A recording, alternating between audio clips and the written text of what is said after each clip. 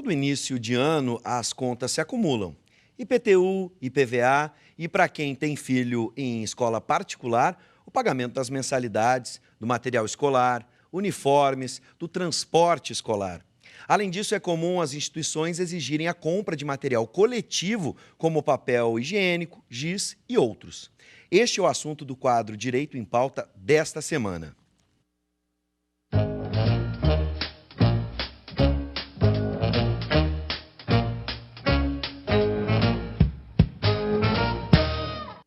Além disso, ainda há casos de escolas que exigem que os materiais ou uniformes sejam adquiridos em uma determinada loja ou de uma marca específica. Boa noite, professor Paulo Regis. Boa noite, Vives. Os pais sofrem, né? E o bolso junto. Sem dúvida, sem dúvida. É dureza, no final do início de ano, início de despesas. Bom resumo esse. Vamos apresentar os nossos convidados Estão conosco hoje o nosso prezado amigo, advogado, especialista em direito do consumidor, Marcelo Almeida, professor Jorge Trindade, que é professor da UBRA, professor de psicologia jurídica. Sim. E vamos enfrentar essa temática, né, do consumidor. Eu não enfrento, viu, professor? Ainda não sou o pai de ninguém, mas o Marcelo é. Né? E tem uma filha, agora universitária. Agora universitária. Mas passou pelo período escolar, então o Marcelo vai não só falar sobre o direito do consumidor, mas também da experiência paterna. Eu tive dois. Pois é. A vida já andou, né? Sim. A fila já andou. Eu digo que a do Marcelo é mais nova, então, como ela recém é universitária, ela acabou de sair, né, da escola e aí passou por esse processo, né? Essa é uma fase de gastos, né, doutor Marcelo? Ainda bem que ela aproveitou bem isso aí, muito bom. Então, eu considero um investimento. Sem dúvida. Sim. Agora, Marcelo, é possível a escola impedir a nova matrícula quando os pais estão em inadimplência com as mensalidades do ano anterior? Muita gente em 2016, né, passou por uma dificuldade muito grande. O que acontece é o seguinte, em caso de inadimplência, sim, a escola pode impedir a rematrícula do aluno, em caso de inadimplência. Salvo se for feito um acordo na escola, né, faça um parcelamento do que deve, e daqui para frente começa a pagar as mensalidades, aí sim. Agora, em caso de inadimplência, sim. O que não pode, assim, é proibir de frequentar as aulas, de realizar provas, esse tipo de situação que é proibido, isso aí é terminantemente proibido. Agora, em caso de inadimplência, sim, a escola tem o direito de impedir e não efetuar a matrícula. Se a matrícula, por exemplo, foi aceita no início do ano, a criança começou a frequentar as aulas, mas aí o processo de negociação ainda não está resolvido. Não chegamos a um acordo, então vai ter que sair, não vai fazer prova? Não, isso aí não. Isso aí é totalmente ilegal, totalmente abusivo, é uma prática infrativa em determinado Código de Defesa. Constrangimento total, né? E agora tem outra questão também, é o seguinte, se porventura assim, existe uma inadimplência na escola e vai para uma outra escola, em primeiro lugar, não pode reter os seus documentos. Histórico escolar para transferência, o encaminhamento para transferência. E a escola que está aceitando este aluno, ela não pode ter nenhuma restrição com relação a outra escola.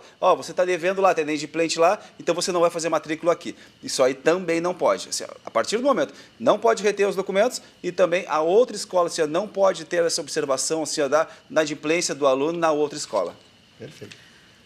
Doutor Marcelo, nós enfrentamos, isso é comum, essas chamadas listas intermináveis, uma exigência de coisas que são de uso coletivo na escola. Essas listas, essas listagens chegam aos pais e o pai tem que comprar aquele material que está ali listado. Quando o consumidor, pai ou responsável, deverá discernir, isso eu devo, isso eu não devo, isso eu sou obrigado a comprar e isso eu não sou obrigado a comprar. Por exemplo, na chamada nós falamos em papel higiênico. Ora, papel higiênico não é para uso individual, é para uso coletivo. Giz é para atividade didática da instituição.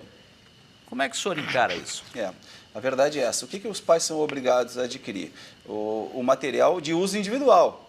O do seu filho, sim. Aí o pai é obrigado a adquirir. Agora, esse de uso coletivo, não. Isso aí não pode, isso aí tem que estar incluso já na mensalidade escolar, na matrícula da escola, na matrícula do ano letivo ali. Então tem que estar incluso. Isso aí não pode pedir para os pais. Ó, você tem que ir lá agora, tem que comprar giz, tem que comprar papel higiênico, tem que comprar material de limpeza. Isso não, isso aí é proibido. Isso é proibido. Isso aí tem que estar na taxa de matrícula, já está incluso a taxa de matrícula. Ou seja, tendo isso aí, é a prática infrativa, não pode. Agora, material de uso individual, aí sim, o pai é obrigado a adquirir daí, sem dúvida nenhuma.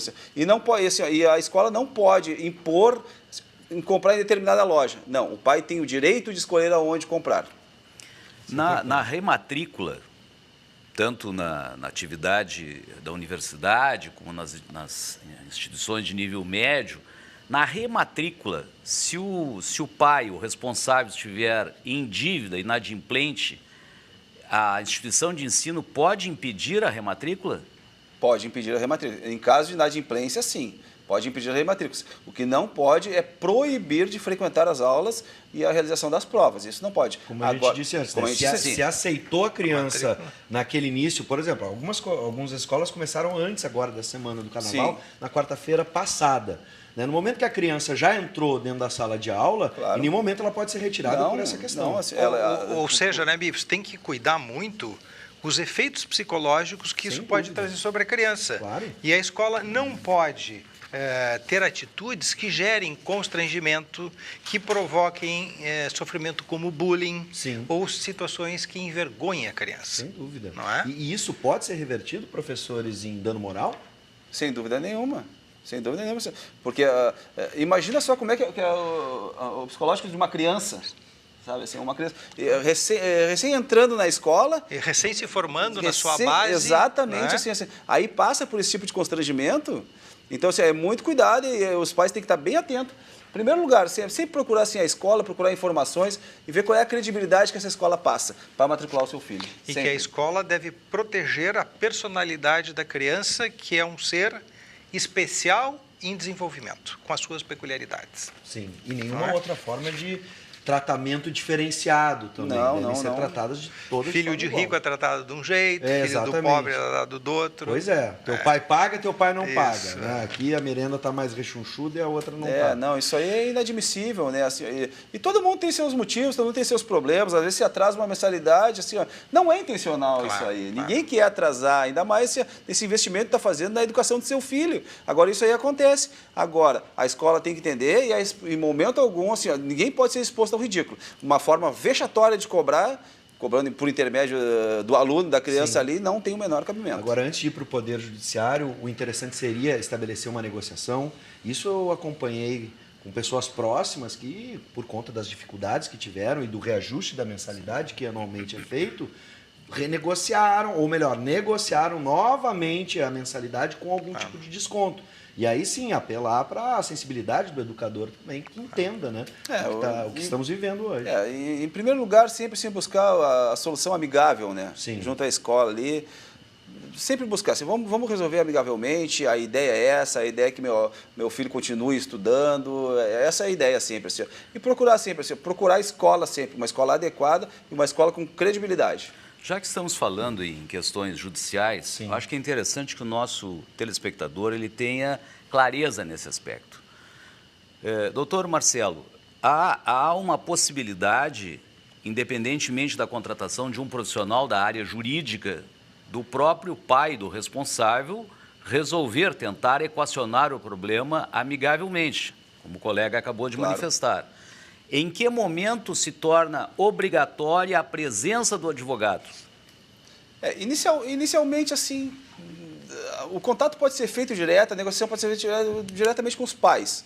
Os pais e a direção da escola, a tesouraria, o financeiro da escola. Eu já me refiro, me perdoe interromper, mas eu já me refiro a uma demanda na justiça. Uma demanda judicial já? Sim. Em que momento? Não, são duas situações diferentes. Por exemplo, onde nós vamos recorrer? Se a gente for para o juizado especial civil, que é popularmente conhecido como juizado de pequenas causas, sim, não é obrigado a presença de um advogado. Não tem um valor de salários? Tem um valor de salário. Assim, até 20 salários mínimos, você não precisa da presença de um advogado, não precisa ser representado por um advogado. Sim.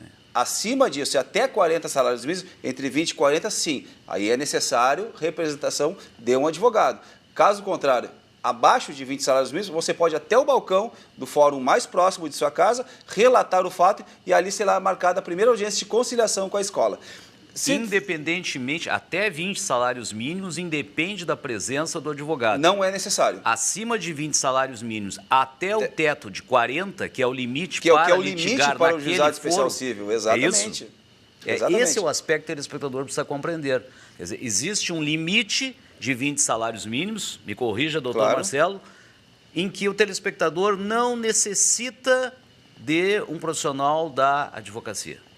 Acima desse valor, até o limite de 40 salários mínimos, ele precisa do advogado e não pode ultrapassar os 40, porque aí aquele foro não é competente para apreciar aquela matéria. O cálculo é de aproximadamente 18 mil reais, um pouco mais de 18 mil reais. 18.700. Isso aí, mais ou menos isso. Sim. Agora, a questão é a seguinte também, assim, ó, professor, a primeira audiência é de conciliação, no juizado especial civil, no juizado de pequenas causas. Não tendo acordo ali, será marcada uma audiência de instrução, onde vão ouvir as partes, vão ouvir as testemunhas. Aí sim há necessidade de um profissional do direito acompanhar. Mas se o consumidor não chegou, não tem um advogado agora no momento, é nomeado na própria audiência um defensor público, que está de plantão lá no juizado especial civil. Uma outra curiosidade que eu teria, Marcelo, é a questão do uniforme nas escolas. É bom, é ruim, é caro, é barato? Como é que se lida com a questão do uniforme?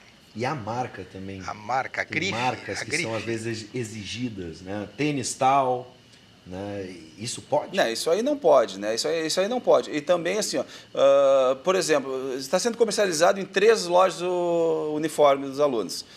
Não, mas eu vou indicar uma loja só porque eu quero que compre lá. Isso é venda casada, né? Isso é venda casada. A escola não pode fazer isso. E pode ser alguma, né? Agora, e também tem aquela questão seguinte, o uniforme. Eu acho importante o uniforme para identificar, sabe, que é um estudante, que é um aluno. E também porque torna todos iguais. Exatamente. Não é? Evitando constrangimento, sobretudo entre adolescentes. Roupas de grife. Roupas de grife. Não cria um tratamento isonômico entre as pessoas. Né? Sim.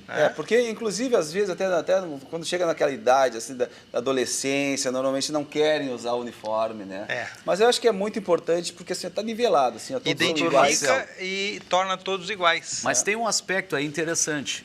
Quando a escola adota um uniforme que tem uma marca registrada e que ela só é distribuída por uma determinada loja, nesse aspecto, está fora dessa venda casada. Está fora da venda casada porque... Desde que ele tenha registro daquela marca. Daquela marca ali. Normalmente, assim, sempre tem aquela lojinha dentro da escola. Sim. Normalmente as livrarias também. As livrarias, né? então, assim, também. sabe? Então, o uniforme, se ele é registrado, sim, aí a escola pode vender. Neste caso, estaria afastada a venda casada. Sim. Aliás, a lei é 9870.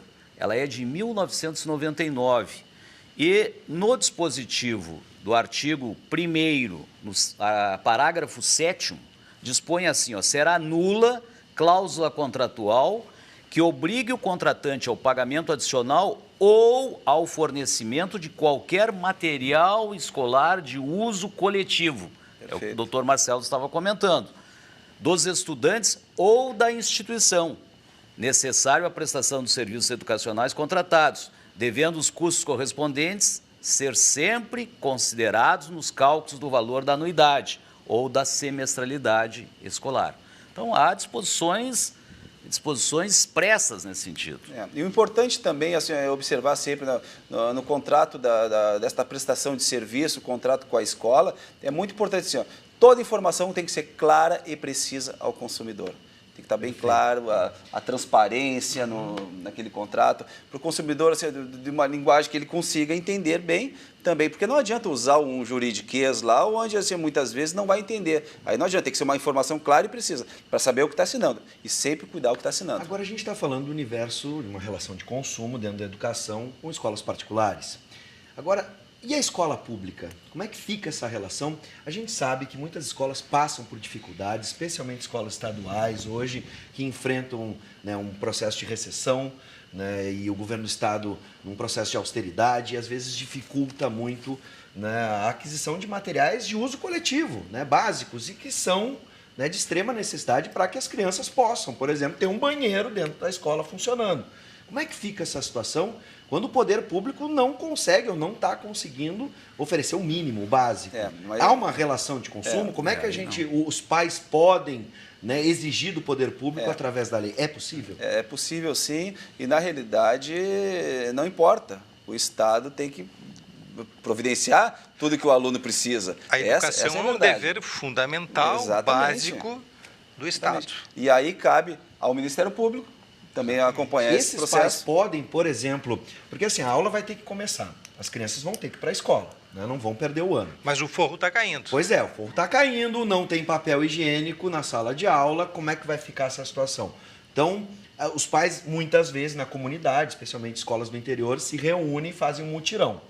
E aí, depois, a gente pode cobrar lá do poder público ou vai ficar assim mesmo? Não, sem dúvida, tem que cobrar do poder público sempre, né? Porque isso se encaixa na questão da omissão do dever que o poder público tem de prestar aqueles serviços que são essenciais. Isso reflete, essa situação se reflete na questão da saúde pública. É um sujeito que chega numa unidade de saúde e não tem aquela especialidade ou não tem leito, é a mesma coisa. Ou seja, é um dever do poder público, como diz o professor Jorge, o dever de prestar aquele serviço. Agora, se eu bato as portas do poder público e ele não tem como prestar o serviço, nós estamos tendo uma omissão do poder público na prestação de um serviço essencial. Saúde, segurança, educação. E o Ministério Público, através das promotorias, chamadas promotorias comunitárias da comunidade, tem o dever, e cumprem muito bem esse dever, de acionar os órgãos do poder público para que cumprem da forma adequada e mais eficaz e rápida possível. Perfeito. Então, as portas do Ministério Público, tenho certeza, esse estarão sempre abertas para essa... Eu tenho outra questão para nós tratarmos aqui, doutor Marcelo. Nós, na atividade universitária, é muito comum nós ouvirmos, por parte dos alunos, aquela manifestação de eu pago 12 prestações, quando, na verdade, eu tenho 6 meses de aula, que, na verdade, são 4, né? Nós chamamos de semestre, mas, na verdade, são 4 meses. Como é que fica isso? Eu sou obrigado a pagar 12, por exemplo, uma escola particular. O regime é anual, não é semestral. Então, o pai tem que pagar, o responsável tem que pagar 12 meses, isso é lícito? As aulas terminam em dezembro, antes do Natal, e só vão, no caso agora, ser iniciadas no final de fevereiro, quase março. Então ele paga janeiro, fevereiro. Exato. Mas a lei regulamenta isso, né, que é o ano letivo que você paga, ou seja, esse valor ele é dividido nos 12 meses devido ao ano letivo. No caso do ensino superior, a semestralidade, né, nos 6 meses. Isso é lícito, isso aí não tem nada de ilegal, pode ser cobrado. Porque, de qualquer forma, seria óbvio, seria apenas alterar o contrato, entendeu? Sim. Que você está assinando ali. Mas você paga os 12 meses referente a um valor... Suaviza a mensalidade. Exatamente. Senão a mensalidade seria mais pesada. Seria mais pesada, essa é a verdade. Claro. Essa não dividir tem nada de legal. Dividir por 4 ou dividir por 12. Né? Exato. Aliás, nada proíbe que o consumidor queira pagar adiantado. Também. É verdade, bem lembrado. E falar em pagar, nós temos sempre aquela questão da mora, né? Que é uma questão que sempre está sempre no entorno das questões que envolvem pagamento. O responsável deixa de pagar na data estabelecida. É lícita a cobrança pela escola de mora? Sim, mas tem que estar previsto no contrato. Tudo que estiver previsto no contrato, embora a lei que regulamenta também o reajuste das mensalidades, não determina assim, o valor exato. Determina que o reajuste tem que ser feito uma vez por ano. Agora, assim, um acréscimo de 5%, um acréscimo de 10%, isso aí não diz. É livre para aumentar o que é, desde que seja informado o consumidor. Sim. Agora, não pode ter uma abusividade também. Vamos trabalhar em cima do princípio da razoabilidade. Um aumento razoável, entendeu? Essa é a questão. Por exemplo, a gente tem um aumento de... Vão trabalhar dos 12% ao ano, como a Constituição diz, o que não é verdade, mas tudo bem. O que acontece? É 12%, então tá. Qual é a razoabilidade? O razoável seria o quê? Cobrar um reajuste de 12%, o que a garantia da Constituição diz. Agora, a lei que regulamenta, ela não diz assim, olha, tem que ser no máximo tanto. Isso aí não diz. é mais ou menos livre, né? Só que, a partir do momento que existe abusividade, aí nós podemos discutir isso aí. Bom, para finalizar, o professor estava falando, né, de iniciar um processo judicial, entrar com uma ação. O que a gente pode reunir como provas? Hoje, por exemplo, os pais estabelecem contato através de e-mail. O que vale como prova documental quando a gente vai entrar com uma ação, por exemplo, do colégio, ou até mesmo as reuniões? O que está valendo ali? Testemunhas?